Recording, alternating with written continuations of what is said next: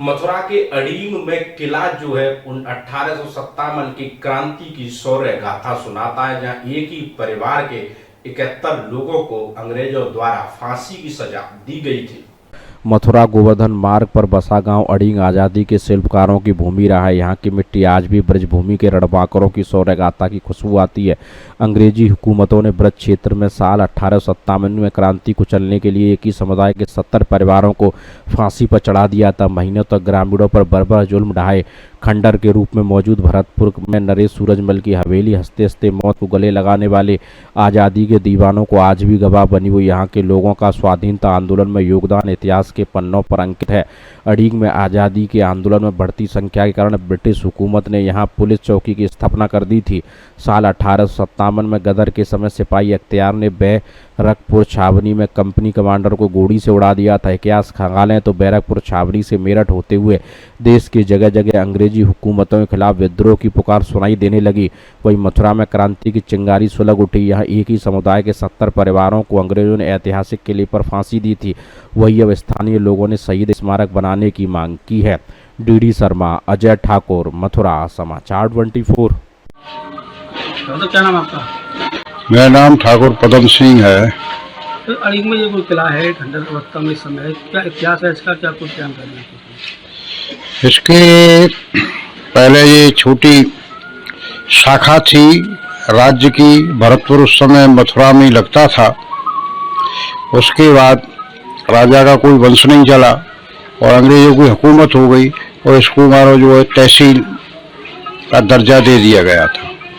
आज भी थाना मौजूद है, तहसील मौजूद है। 1857 में जो अंग्रेजों के खिलाफ यहाँ के लोग राजपूत परिवारों ने, ठाकुरों ने, जो उनके जो जमींदार बड़े परिवार के थे, उन्होंने जो बगावत फैलाई, उस बगावत फैलाने के आरोप में उन लोगों को सुलह और उसके नाम पर और तहसील पर बुला लिया गया। और जब उनकी बात न मानने पर उनको जो लोग जिसमें गए थे, मुखिया थे, उसमें बाबा सीताराम, बाबा धोकला सिंह, गंभीरा सिंह, सीसाराम और बाबा हरदेव सिंह ये थे।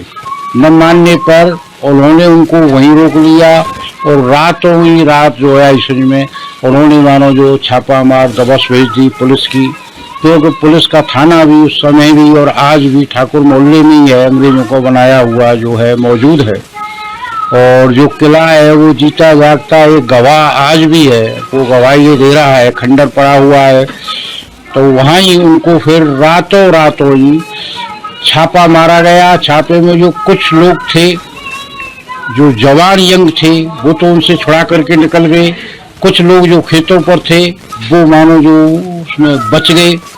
और उन्होंने ठाकुरों का वंश नष्ट करने की नीयत से सामूहिक फांसी दी गई थी, जिसमें लगभग जो बताए जाते हैं और जो गजरिया हुआ लिखत में उसमें 70 परिवारों को सामूहिक, जिसमें महिला, पुरुष, बच्चे, बुजुर्ग सबको ये फांसी मानो दी गई।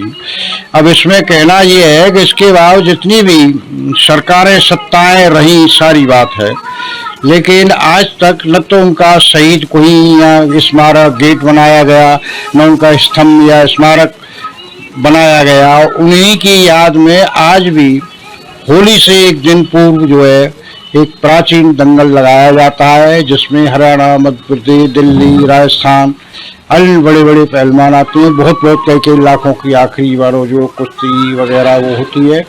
तो मेरा तो जो है वो आग्रह यही है, अब तक नहीं किया तो सरकार कम से कम ये 19 एकड़ में होकर के वो किला है, गढ़ है, अब काफ़ी कम हो गया है, जगह घिर गई है, का जो वो पुरातत्व विभाग के अंदर में दे दिया गया है। तो मैं तो ये चाहता हूँ कि उस पर उनका एक मानो शहीद गेट बनाया जाए, शहीद स्मारक हो, पार्क वगैरह हो, स्टेडियम खेलने के बच्चों के लिए मानो जो है इसमें उस जगह को भी कवर किया जाए, जिससे कि अवैध कब्जे वो मानो जो रुक जाए।